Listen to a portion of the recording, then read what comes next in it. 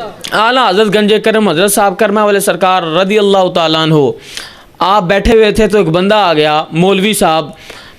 انہیں حضرت صاحب نے کیا کہ آپ نقش بندی جو ہیں یہ نبی علیہ الصلوۃ والسلام کو اللہ سے بھی بڑھا دیتے ہیں.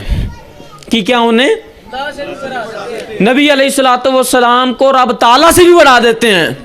اعلیٰ حضرت گنج کرم حضرت کرما والے سرکار رضی اللہ تعالیٰ عنہ کا روب اور دبدبہ اتنا تھا کہ کسی بندے کے اندر جرت نہ ہوتی کہ وہ کوئی بات کر دیتا، لیکن لطف سجن دم بدم کارے سجن گاہ گاہ اوے اونج بھی سجن واہ واہ تے انج بھی سجن واہ واہ.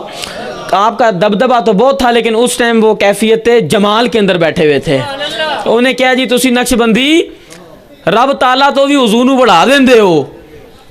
تے آپ نے فرمایا بیلیو مولوی جی نو لنگر کراؤ. تو مولوی صاحب دا بازو پھاڑ کے انہوں نے لنگر خانے لے گئے تو ادھر لنگر کھلایا. وہ لنگر کن کا تھا؟ تیرے ٹکڑوں پہ پلے غیر کی ٹھوکر پہ نہ ڈال، جھڑکیاں کھائیں کدھر چھوڑ کے صدقہ تیرا. وہ صدقہ کن کا تھا؟ وہ ٹکڑے کن کے تھے؟ تو جب اس مولوی نے بسم اللہ پڑھ کے وہ ٹکڑے اور لنگر شریف کھایا تو اس کی تو صفائی ہوگی اندر سے، تو اس کی تو اندر سے ساری صفائی ہو گئی.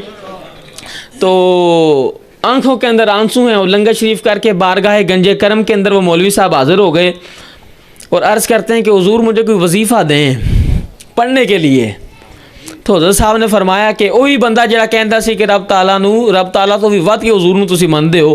انہیں کہا مینوں وظیفہ دسو. آپ نے فرمایا مولوی جی تسی آیت کریمہ بھی پڑھی ہے، تسی آیت الکرسی بھی پڑھی ہے تے بڑے بڑے وظائف پڑھے نے. چلو میرے کہن تے ہر روز عشاء تو بعد 500 واری صلی اللہ علی حبیبی محمد علیہ وسلم پڑھنا، اللہ خیر کر دے گا. وہ مولوی کہندا ہے کہ حضرت صاحب دے حکم دے مطابق میں ایک دن حضور تے 500 واری درود پاک پڑھیا، دوسرے دن حضور پہ 500 مرتبہ درود پاک پڑھا، تیسرے دن جب پڑھا تو حضور کا دیدار ہو گیا. جب حضور کا دیدار ہوا تو وہی مولوی حضرت صاحب دی بارگاہ دے وچ حاضر ہویا تے ہاتھ بن لے اور عرض کیتی حضور تسی سچے ہو؟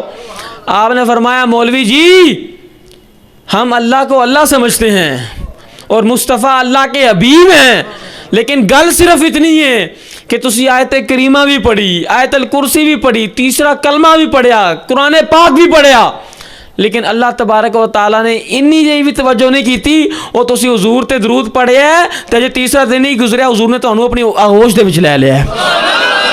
فرمایا یہی گل ہے کہ اسی حضور دا ذکر کرنے ہیں، جے تیسرا دن نہیں گزریا تو حضور نے اپنا دیدار کراتا ہے.